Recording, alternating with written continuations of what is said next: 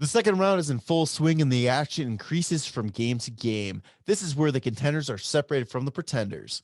To give you some skin in the game, DraftKings will be offering free-to-play pools every day of the basketball playoffs, offering players a free shot at the $10,000 in total prizes. That's up to $10,000 in total prizes up for grabs each day. And the best part, it's free to play. DraftKings free-to-play pools are easy to enter. Just download the DraftKings app, go to pools, and choose from a wide variety of free contests for an opportunity to win cash prizes. All you have to do is answer a handful of questions around what you think is going to happen during that day's basketball games and track your results throughout the evening. Questions will range from which team will hit the most free threes to which team will score first. DraftKings is safe, secure, and reliable, so you can deposit and withdraw your money at your convenience. Download the top-rated DraftKings app now and use the promo code THPN when you sign up to get your free shot up to $10,000 in total prizes every day of the basketball playoffs.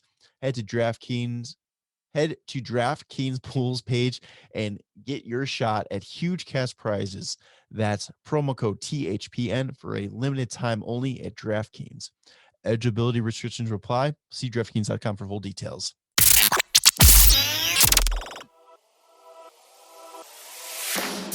You are now tuned in to the Windy City Benders podcast. This is WCBP. All right, it's another edition of the WCB podcast presented by the Hockey Podcast Network. It's Jarom, it's Tanner. Tanner, what's up, bud? Fucking exhausted, man. Yeah, you had a little journey last night. Yeah, fell asleep on the bus on the way home and then had a half-hour walk home, so that's great. At like 3 a.m. and just tired. Well, being in Chicago, thank God you're with us. Well, I mean, yeah, it's just, working late. It's the best, I guess. Yeah, so not a lot has happened since we recorded last. No Hawk news, which is kind of to be expected right now. I did want to clarify one quick little thing. We posted on our Instagram a Seth Jones trade that we were talking about on this episode. So clearly people aren't listening to the show because they're like, where do you see that this Blackhawks got Seth Jones? Yep. We didn't. We literally took what we said on the show and put it on social media. So we are Stan Bowman. Yeah, Stan Bowman. But yeah, so did that hit you yet? Who you're thinking about? No, I have no idea. No. All right. So we'll if you think of it, we'll go back to it. But yeah, I think the main thing to talk about in the past couple of days was the Scheifele suspension, suspension, and birthday present. Yeah. God, that meme Noli sent was so fucking funny. Yeah. If you haven't seen it, go check it out. It's game 1 against Montreal. I'm sure everybody's seen it. I don't know. You pay attention to hockey, like you've probably seen it, but Jake Evans pulls a little wraparound on an empty netter and Scheifele's just not having it. He just lets him score and absolutely labels the guy. This has, I think, the hockey world completely divided. You're really starting to see like old school mentality versus the new school mentality of how the game should be played and what's okay and what isn't. And I don't know. I still don't know how I feel about the hit. I mean, I think it was completely unnecessary. Unnecessary, yeah. I still don't know what I'm more that is that I don't know if it definitely, I don't think it warranted a 4-game suspension. Yeah. Especially since Scheifele is not it's like a first time offense. I don't know. Like he fucking crushed the guy so hard. And I mean, Jesus Christ, it's like kind of like tough to watch it. It is tough to watch, yeah. It's just goes back to the whole thing we talk about with player safety, Department of Player Safety, just kind of what's their thought process when it comes to handing out suspensions. It's starting to fall into the same category as what's goaltender interference. Like, God, yeah. it's like, no, it's hit or miss what it is. Tom Wilson, repeat offender. Reeves, repeat offender. Wilson gets a fine. Reeves only gets 2 games. Scheifele, nothing. Guy doesn't even swear. Yeah. Gosh darn it. Gosh darn it. Frick. You stay the frick away from my goal. And then he gets 4 games. I don't know. I mean, it's probably just because the hit looks so bad and they had to bring the stretcher out. Dude, that was a heavy hit. Like, yeah, it was, oh my God. And the fact that it was probably just because it was the kid's birthday. Like, oh, fuck. Ruined his birthday. Give him an extra game for that. What a birthday present. So he's out 4 games, and he talks to the media for the first time, and he's pretty much says he's not appealing the suspension. He accepts the punishment. He doesn't want to be more of a distraction for the team. And then he brings up something that kind of like, it's like, what's wrong with people is that he's like, I can handle the criticism, but the threats that his family have received because of it. Like, really? Like, why do people feel the need to threat somebody's family over what happened in a fucking hockey game? I'm assuming they're like Habs fans, right? I would assume it's gotta be. Like, people are fucking insane, man. Like, you put that much like of yourself into a hockey team that you're gonna go ahead and threaten somebody else. Like, what are you threatening? Like, you're not gonna do a fucking thing. Like, you just want to be an asshole. And then, yeah, like you said, and then they go to like people have nothing to do with it. Yeah. I don't know. It's messed up. But that series has been pretty interesting. Just that everybody drew it up. Canadians with a 2-0 lead. Think that's exactly what we all expected to happen when the playoffs started. I think everybody called the Canadians out of the North, right? God. They're winning the Stanley Cup, aren't they? They could. I mean, they're getting great goaltending, so yeah. It's funny. Like a week ago, people were talking about, oh, Price is done. He's got to move on from him. It's time to move on from Carey Price, and now he is putting up a shutout in the playoffs. I think it was his 8th career shutout in the playoffs, and now he's the greatest creation of Montreal all over again. Right. Plus, I mean, if people are saying like you got to move on from Carey Price, like where are you moving? You still got 5 years left at 10.5. Expose him. Yeah, okay. Jesus.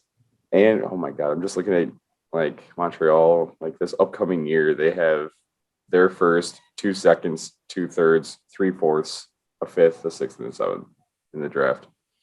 And don't they have some space too to work with? I mean, they have a few contracts that are going to be coming up. Jesus Christ. Shea Weber still has 5 years left on his deal. That was that crazy long one that Philly signed. Who was it that? Oh, Philly? Philly, yeah. And Philly signed. Matched it. Yeah, it was while he was in RFA. Yeah. And then Nashville sent the qualifying offer, or not the qualifying offer, they matched the deal, yeah. It was was that like another 13-year deal? I think so. That's hilarious. 14 years. Classic. $110 million deal.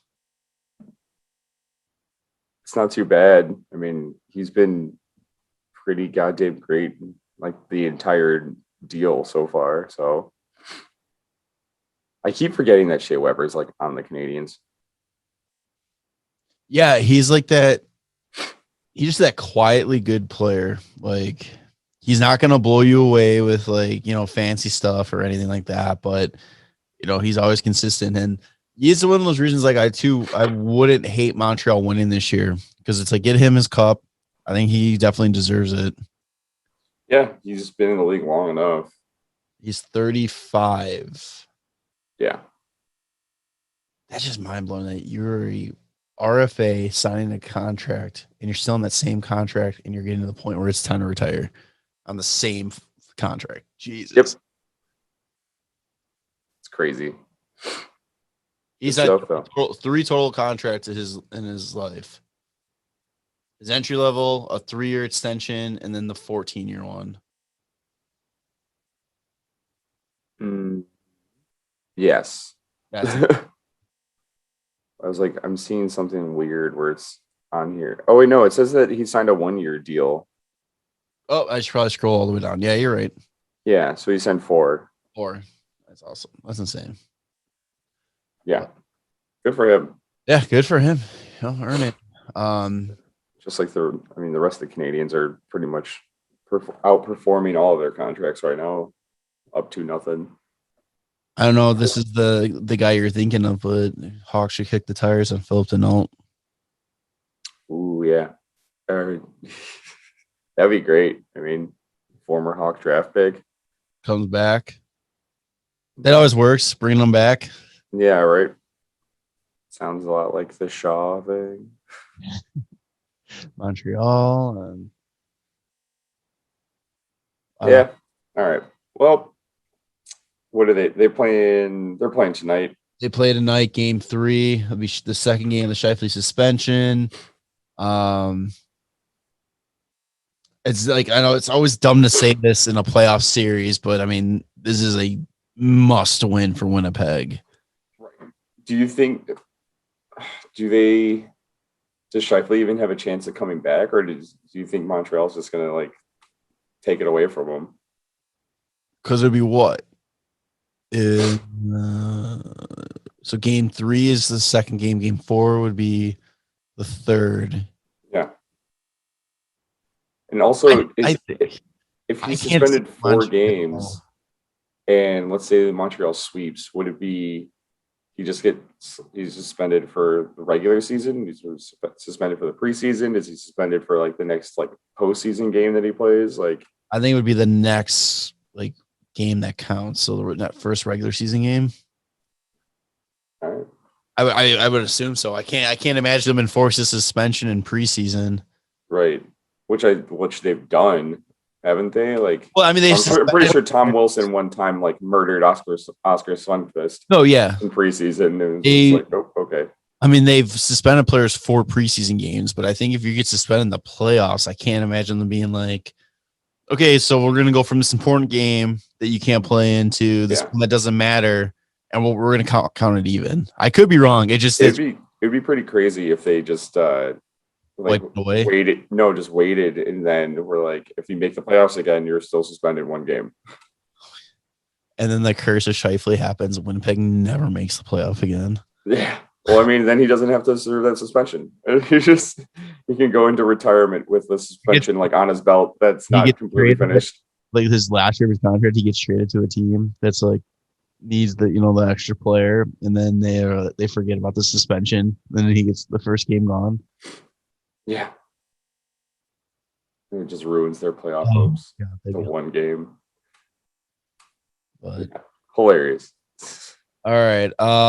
Yeah, I guess we'll just touch on the other series really quick then too. Yeah, why not? The other game one game last night, Boston and New York Islanders. Man, this has been watching games on the island. I've been so jealous because the atmosphere in that building is just unreal. It's pretty great to see. Did you gotta love it. I'm really excited for the Islanders. I'm glad that they're like winning. Yeah, it was a big 4-1 win last night. Barzal played unreal. Yeah, was it just 2 empty netters? I think so, yeah. So it's like a lot closer than the score tells. Yeah. It doesn't even say on NHL Network. That's dumb. No, Barzal scored the winning goal with like 6:57 left. And he also had since that game, Varlamov made 28 saves. Are they just going back and forth between those goalies? No, I think they've been running with Varlamov. for the last like few games. They started it with Sorokin, and then Boston put up 5 on them, and so then they're like, okay, fire them off. You're getting in there. Yeah, it's been fun to watch. And then they're scanning the crowd, and there was a guy just randomly in the stands, just got blood coming down from the side of his face. Like, yeah, what's the deal with that? what's going on? The fuck? Some of the Reddit comments were like, was Milbury in this? Was at the arena? Like, how many shoes did he walk out with? And they're like, no, his MO is he doesn't use his own shoes. He uses his victim's shoes against him. That's amazing. But yeah, it was a couple fights in that game too, I think. Yeah, it's I didn't get a chance to watch it, but apparently Taylor Hall got in a fight. Yeah, his first fight in like a decade. Oh yeah, 2011 was his last fight. There's the tweet that's I mean just looking at it on Reddit, it's just like the last time Taylor Hall dropped the gloves was 3-3 in 2011, and Charlie McAvoy was 13 years old. Such a weird way to put in perspective, but it's kind of fun. Like you can choose anybody. Like you actually didn't have to choose anybody at all to say like, oh, this is how old this person was. But it's like Charlie McAvoy was 13 years old. Yeah, man. Okay, cool. Like that's a teammate. Like I'm sure there's probably somebody younger on the team if you wanted to point that out, but this team, I mean, maybe you think that series is going to end up going 7? I think so. The way it's going. Yeah. It sounds like it probably will. There's been 2 overtime games. Each have won 1, and 2 blowout games. I mean, I know the one yesterday was like empty netters, but still a 5-2 Boston, a 4-1 New York Islander game. Back in Boston, I mean, yeah, I hope this one goes 7 because this has just been. These are like 2 teams like you don't think would like have this like heated rivalry, but they have been playing like they fucking hate each other, and it is just great to see. Yeah, I feel like every team plays Boston like they fucking hate them anyway. So hate Boston. Everybody hates Boston. Yeah, except for people from Boston. They're fucking assholes. Who cares? Yeah. Suck it. So yeah, game 5. Yeah, game 5's tomorrow. Yep. Stay on that side of the bracket for the other game yesterday. Tampa Bay sadly takes a 3-1 series lead. This game was fucking nuts. Yeah, they scored 10 goals in the second period? 8 goals in the second period. Yeah. Jesus. There was only 2 times in NHL history that had 9 goals in a period. So they were coming up on some history there. What kind of got lost in the shuffle of that was, and we were talking about this before recording, Vasilevsky becomes the all-time winningest Russian-born goalie in playoff victories. Yeah, that's crazy. Like I was saying before, I was just like, I feel like he's been in the league for only like 3 years. But shows you how deep they run. I'm wrong, and he's been in the league for longer. He's got 40 fucking playoff wins, which is just, I mean, it doesn't seem like that high of a number, but when it comes to playoffs, like that's crazy. God, just look at this. So Carolina scored 2 goals within 39 seconds of each other. Then Stamkos power play goal. Dougie Hamilton, Slavin, Kucherov. Fuck Kucherov. Stamkos had another power play goal in that same period. It's unreal. Like, it's so unfair what Tampa Bay is getting to do with their fucking roster and how that happened this year. Yep, $17 million over the cap. And, I mean, we'll see what happens during the expansion draft, but they have to, like, move somebody, right? Like, they can't just do this again next year, can they? This is fucking stupid. I mean, they can do it as long as there's not a rule for it. That's the thing. Like,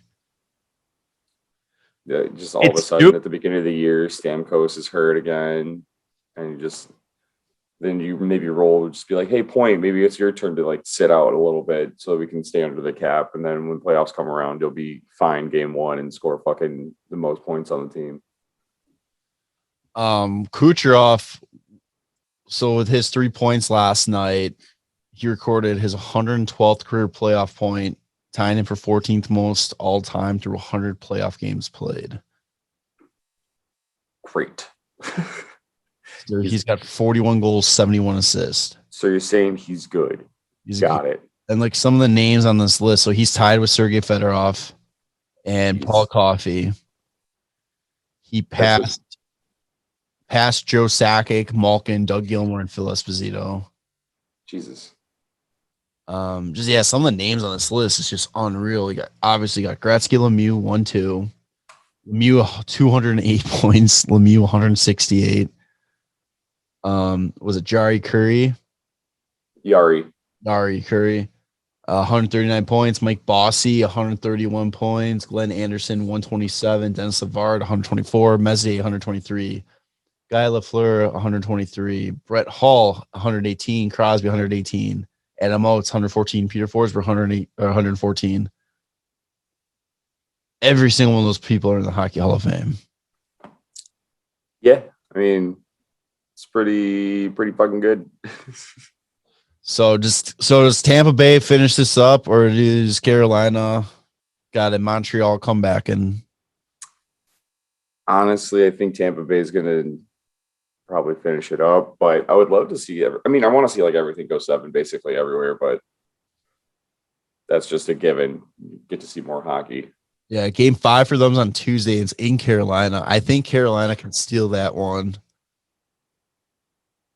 Just because having that home crowd behind them again, I think they'll have the motivation. But then I think it gets wrapped up game 6 in Tampa. I hope not.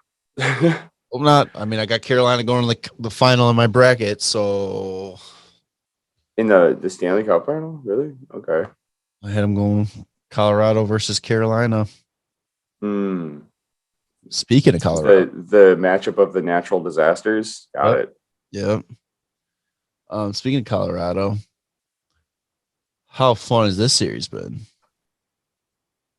I mean, it's probably like I think you mentioned it last time. Like it could possibly be like what looks like the Stanley Cup like winning team comes out of it, you know? So when we recorded, Colorado was they were up 2-1 against Vegas while we were recording. Vegas came back to tie. They forced to overtime. Colorado wins it in OT. Was it Rantanen, which is an absolute snipe for the game-winning goal. Yeah. Then Friday they go back to Vegas, and Vegas is at 100% capacity. So the stadium was buzzing, and Vegas gets their first win of the series, 3-2. They tweeted out, I think it was this game. I want to verify it really quick. Talking about how, oh yeah, we got 2 goals in 40 something in like 46 seconds. Is that good? For 17 seconds, bud. But yeah, it's been a series, and I still think Colorado's going to steamroll this. I think Vegas. You think that Vegas just stole one and that's it? I think so. I mean, the way Colorado's been playing, man, it's completely different level. It's insane when you think about like where Colorado was like 5 years ago, being like the worst team in the league. Didn't they have like almost one of the like all-time worst like points in a season? Yeah, they only had like 48 points. God. And that was when they still had McKinnon and they had Landeskog and Duchesne. And it was just like, what is happening in Colorado? Like, why can't they win a game? I can't remember where I saw it, but somewhere it said that Rantanen also has a 17-game point streak in the playoffs right now going. which is pretty goddamn good because I think the longest playoff point streak was like Mike Bossy for like 28. And it was something like Gretzky had 2 streaks of 18 games or something like that. Of course he did. Yeah, it was something I think I just saw it on TV. But yeah, I don't remember who else was on the list, but it's pretty impressive. Yeah, it's really impressive. And I'm trying to pull up playoff stats here really quick because, I mean, they're getting it from their entire team too. I mean, they're a deep team. They're stacked. Like, if you were looking for something, like they got it. And they're doing it without Kadri too. Yeah, that's what makes them so dangerous is that they've just their entire team, they have 4 lines of people that can kick your ass. Like it really does remind me of like the 2010, 2013 Hawks because it's like no matter who you put out there, they're gonna get the job done. And it's not like, oh crap, all right, this line just needs to kill 30 seconds to get, line 1 rested up or line 2 rested up. It's like, all right, go ahead, go do your thing, take care of it.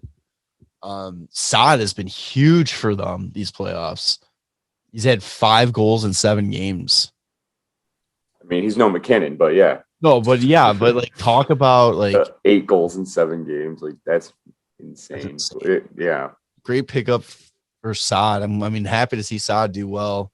Yeah. I mean, I don't know. I don't know what their cap situation looks like, but I wonder if they try to re-sign him or if he's just going to be a free agent next year. Right now, their final cap hit is at 82.5. And a little bit over that. So, I mean, right now they only got about 3 million, not even 3 million, about 2 million to work with. Yeah. Fucking, what are they? Oh, they need to sign Landeskog. Then Saad. I mean, they don't need to sign Bellemare or Soderberg, really. Tyson Jost needs a contract. TJ Tynan, Kiefer Gruber.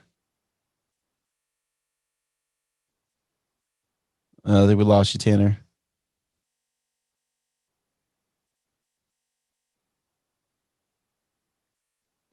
All right. Gotta love technical problems. But yeah, I mean, Colorado's a team that can continue to, be a tear and like the pieces they need to resign. They have enough coming off the books that they don't have to really worry about who they got, how they're going to resign some of these other guys. Tanner. And he's gone. So, yeah, that Colorado team, we'll see what's going on with Tanner's second year. Nathan McKinnon even came out and was talking that he's going to talking about his contract situation, that he would take a lesser contract. All right, there he is. I don't know what happened. My computer the internet just went out. What I was starting to say was Nathan McKinnon was talked about how he would take a lesser deal again to keep this team together because he just wants to win. Yeah, I mean, you see, like, possibly he saw the stat of like nobody that makes over $10 million is winning playoff series except for Carey Price. He is, we'll make it 6.3. That's kind of the ultimate bargain, the best bargain deal in the NHL. Absolutely. It's insane. If you look at around the league and see what other guys are making, like around $6 million, like Louis Eriksson, there's a huge difference there. I don't know if like when my internet was going, I don't know if you could hear me, but it was just saying that like Cale Makar needs a contract for next year, and like if they end up winning a cup and he's a big part of it, that's a big payday right there too. I wonder if he'll end up getting like a bridge deal or if they're going to do. He's about to have a big term, regardless cup or not. He has earned, I think, a huge payday. But I think having the best thing about like what we're talking about with McKinnon, I think having him in the locker room, I think that's a contagious like mindset. I think that a lot of these guys will be more realistic to take, okay, well, what do I need, to set myself up kind of thing. Like, and they're not going to get greedy and all that kind of stuff. They want to take care of themselves and their family. But I think when you got a chance to just continually win, and I mean, this team, I honestly feel could be like the next big dynasty in the NHL. True. I mean, the thing is kind of going to suck if McKinnon takes a discount, then the rest of the team, like, if you're looking to get a big payday and he takes a discount, then it's kind of like, oh, well, like they're going to bargain you down because, well, McKinnon took a discount. Like, if we can't really pay you close to what he's making because he's a big part of the team. If I was on that team, I'd be like, hey, man, I love winning, but you know what? Like, I'm going to go get fucking paid. This isn't like a lifelong career. Like, somebody's going to go pay me more. Like, sucks to be you. Like, you can try and keep all the guys together, but if you're going to force everybody to take discounts, like, that's not how like it should work. Guys need to get paid. Right. And I think it's kind of curious. I always wondered what like happened with the Mikko Rantanen like negotiation, because he's making $9.25 million a year. Yeah, for the next like 4 years still too. Yeah, his contract's up after the 24-25 season. But yeah, I mean, I think the guys that are going to be all about the money, I mean, yeah, they're going to walk, but I think you'll see the guys that are resigning are the ones that just are truly wanting to win. And right. Probably be more realistic with the mindset of like, you know what, $3 to $5 million. Yeah, I'm fine with that. I can make that work. Yeah, I mean, I love winning. I'm sure they love winning too, but I wish these guys would just like also realize like you're not doing yourself a favor by giving the rich guys on the team a discount to sign you. You know, like you're hurting all the other players that are going to be like comparables to you. If like you end up taking discounts, and then even on other teams, they're gonna be like, well, I mean, Nate McKinnon's one of the best players in the league. He's not even making $10 million. And then you get other guys that are going to be like, I don't fucking care if he's taking a discount, like pay me. Was it Nathan McKinnon, or was there another contract that just pissed off the NHLPA because they took the deal and then they're just like, well, you just handicapped every single member of the NHLPA with trying to get like a negotiation. I remember there's a huge thing about that. Like players were pissed about certain players taking discounts.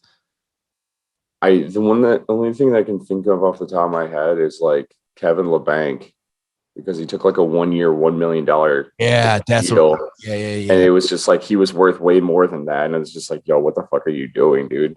Yeah, that was what I think that's what it was. Like, why are you taking like a prove it contract when you've already proven it? And then like you could end up making less money if you don't perform this year. It's like you deserve to be paid more, man. Where is he even at? Yeah, he's got a 4.725. Like now that's what he's getting paid. But yeah, he took like a 1 year deal. It's like why would you do? Because he was helping out the Sharks, right? Like yeah. It's just crazy. Yeah, where was that deal? He was an RFA at the time, so I wonder if he was just like, yeah, you know, like the bridge deal, but it's not a bridge deal because it was a 1 year contract. July 8th, 2019, he signed a 1 year, $1 million. Yeah. Not a good idea. That was after he had, in 2018, he had a 40-point season, and then 2019, he had a 56-point season. $1 million. That's what you get. That's what you get out of a player that's like in their like later 30s that is just looking to hang out. That's like hey, you still want to play hockey? All right, you're going to take this. Yeah. That's not the deal you're taking when you're 23. Like, oh my God. Yeah, not a great look, but I mean, you know what? Fuck it. Let them do whatever they want to do. Yeah. I mean, I'm not getting paid to the NHL, so I have nothing to be mad about. So. Like these guys are ruining my goddamn contract negotiations, so I can't make it into the league. It's just an interesting situation. It's very interesting to read or look into like the mindset of like why players do that.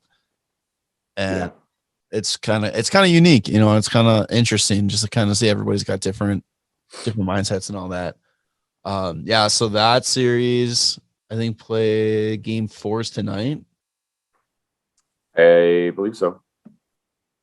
Yeah, game 4 tonight in Vegas. I think if Colorado comes out with this, it ends on Tuesday. I don't see it going 7. Yeah, I mean, they're just a wagon right now. Like they're playing some very exciting hockey, and it sucks to be Vegas. I still don't understand Vegas's move to play laner in the beginning of the series, but whatever.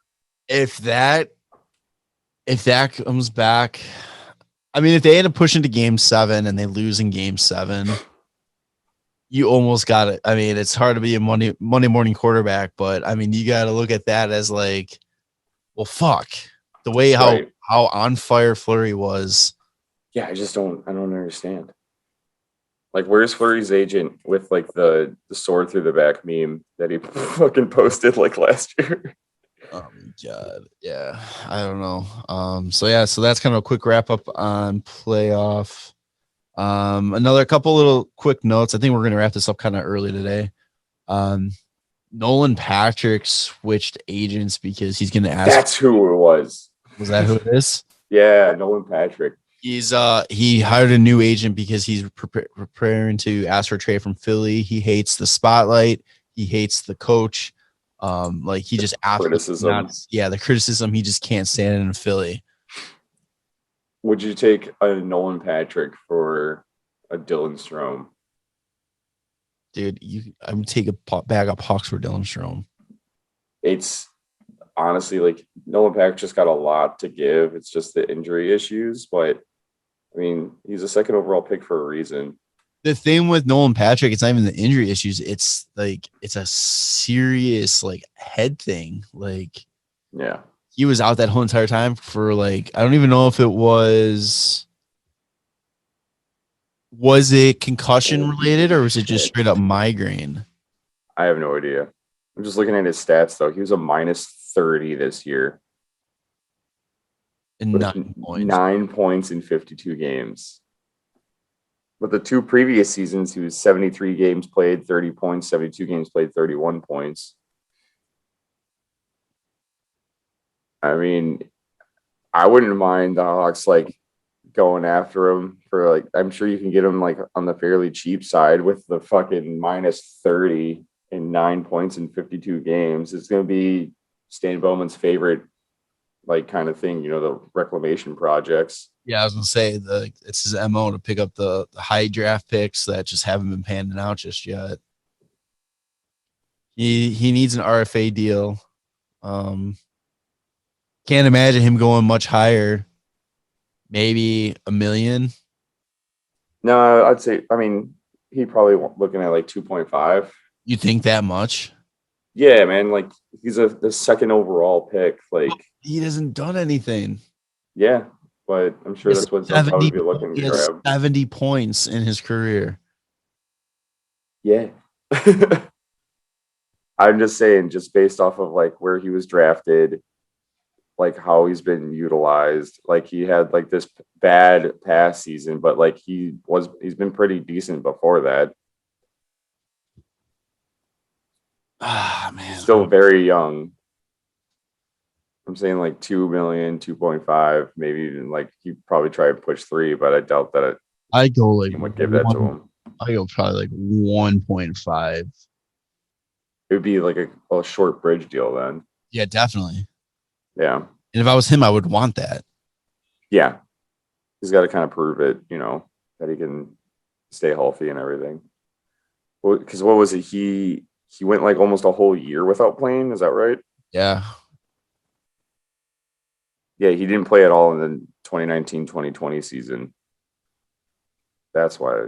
Okay, I was like, why does it look like he's played so many games? It's like, no, there's a completely season missing. Yeah, because he has like the migraine issues and. Yeah. I mean, don't get me wrong. I think he's a great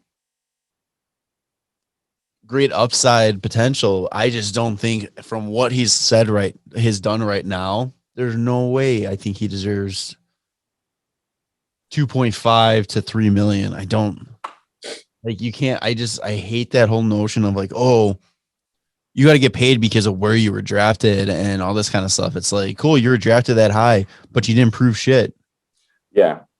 I mean, it's more what's going on now is they're more paying for what you could be rather than what you've done. Right. No, and I get that. And I know it's probably going to happen. He'll probably sign for that. I just think it's ridiculous. I don't. Just kind of like how McDavid and Matthews are getting paid the big bucks for what they're gonna be versus the playoff wins they haven't gotten. I want to say that's a little bit of a different case. Like I think I know what Matthews and McDavid are going to be. Rocket Richard winners and Hart winners, and yeah. I mean, where's the team trophies, boys? Great individual regular season performances. I just love shitting on the best guys in that show. Real quick though, because speaking of Austin Matthews, but they released the finalists or the nominees for some awards recently too. Oh, yeah. The Lady Bing is up between Austin Matthews, Jakob Slavin, and Jared Spurgeon. And I was trying to find, I know that they did like the Calder nominees, and just trying to think. I haven't seen it on NHL's website. It's difficult to find. And then for the Calder, they have Kaprizov, Jason Robertson, and Nedeljkovic. It's like stealing the spot away from Lankinen, but yeah. I think Lankinen would have been in there if had not been for like the last half of the season, really. 100%. Did they announce Vezina? Yeah. I thought they did. Yeah, not Grubauer, Vasilevsky, and Fleury. Yeah, that makes sense. The three best goalies in the league. Yeah, we talked about those all three we said. Then there's this one too, the King Clancy Award finalists.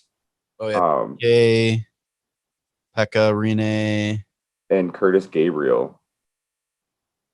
That's funny to me because Curtis Gabriel, the only reason like I feel like I know his name this year is because he's just went out on a tear and just wanted to fight everybody in the West Division. And I was just like, all right, he's just like talking shit to guys before the games, and then he's just dropping mitts with everyone. And it's just like, that's the kind of guy you love to have on your team. What was King Clancy's like charity work, right? Humanitarian contributions. It says it's for, at least just real quick in this article, it just says like for Curtis Gabriel, like he's a forward with the San Jose Sharks, has helped promote LGBTQ plus awareness and using his social media accounts to amplify and educate fans on players on LGBTQ plus causes by participating in events, having conversations, and using rainbow colored pride tape on his hockey sticks. Yeah, and he's had the pride flag on his skates too. It's kind of crazy that just showing support for like the gay community has now put him up for a humanitarian award. Like, come on, like NHL, like all the guys, like, come on, guys, it's not that hard, really.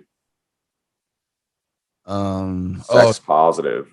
Yeah, I'm looking at like just kind of trying to see if I can find other like new tidbits real quick. Speaking of Mikko Rantanen, did you see this thing that he on May 6th got a $2,000 fine for embellishment? Oh no. He actually got it rescinded after writing an 8-point report. Yeah. Why he disagreed with the fine, and they canceled the fine. That's really funny. Well done. Like yeah, like $2,000 to, like we just mentioned, is $9 million plus contract. But yeah, I mean, if you don't fucking believe that you should pay $2,000, like, yeah, fuck that shit. It's actually kind of funny though that he was able to like convince them to do that. We're like, you know what, you're right. Let's we're gonna go back on that. Okay, I see what you've written, and I take it to heart. I believe you're correct. A couple injuries. Malkin had surgery. He'll be out, missing camp. Dome is going to be out 5 to 6 months to repair a torn labrum in his right shoulder. Where the hell is Domi? Oh, yeah, he's in Columbus. And he has been on the talks like that they were going to expose him. There's a lot of talks that he was going to get moved this year. And now I wonder what's going to happen, if that's going to kind of take the back burner now that he's going to be out for at least the start of the season. I mean, I completely forgot that he was in the league. Yeah. Yeah. The only thing I could tell you that he did this year was the whole Connor Murphy thing when he just lost his mind. Oh, yeah, I forgot about that. What a psychopath. Like father, like son. But at least his dad was a fucking beast with it. Yeah. Oh, man. I think, what else? Oh, the last thing that I have, OHL history was made yesterday. Right. What's Taya? Taya, I think it's Taya, not Taya. Taya Curry. Yeah. Was the first female drafted to the OHL when she was picked 267th overall by the Sarnia Sting. So that's really cool to see.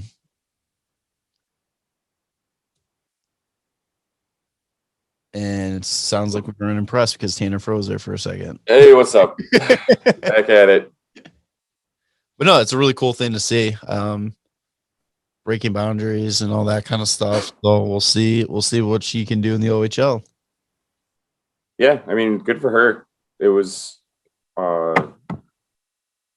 I guess it's kind of crazy that's just now the first time it's ever happened, considering there's been like things in the past where like females have had like opportunities to play, but just never realized that that wasn't a thing, or that it was even like possible. I guess I didn't know that the OHL like had, if it was a rule or anything, like we'll see how she plays. Good for her, really. Yeah. So I think you mentioned something about like people commenting online. It's like again, kind of go back to the Scheifele thing. It's like, what are you getting out of it? Like, what a bunch of jackasses. You're picking on a 16-year-old girl. Do you feel good about yourself? Like, come on. Like, you should be happy. Like, she made the fucking like OHL. Like, you should be excited for somebody. Yeah. Like, instead of just being like a gatekeeping asshole, it's like boys only. Yeah. Right? Fuck off. If you're good and you can play at that level, fucking let them play. Who gives a shit? Yeah, seriously. So on that note, I think that's about it. They got nothing for the Hawks. Slow. I think that's going to kind of be the case for the next couple of weeks. I think once we hit like Stanley Cup is when you're going to start hearing more stuff, because that's getting closer to the expansion draft and all that kind of stuff.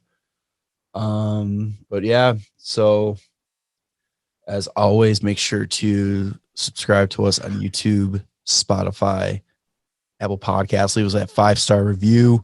Boost us back up in Vietnam. I'm always push that because that's fucking hilarious to me. Yeah, switch your VPNs over to Vietnam. Check out the Hockey Podcast Network and their various shows. And DraftKings, use promo code THPN for exclusive offers. Bam. Anything else, Tanner? Do some playoff betting. Just bet on the Avalanche. That's all you got to do. All right. It happens. Episode 139, Tanner. What do you want to call it? Fucking unstable internet. Just kidding. Round 2, we did that. I don't know. Let's hope for game 7s. Game 7s, baby. Let's go. All right. So for Jarom and Tanner, we'll catch you on the next one. All right. See you later, boys. Love ya. Bye.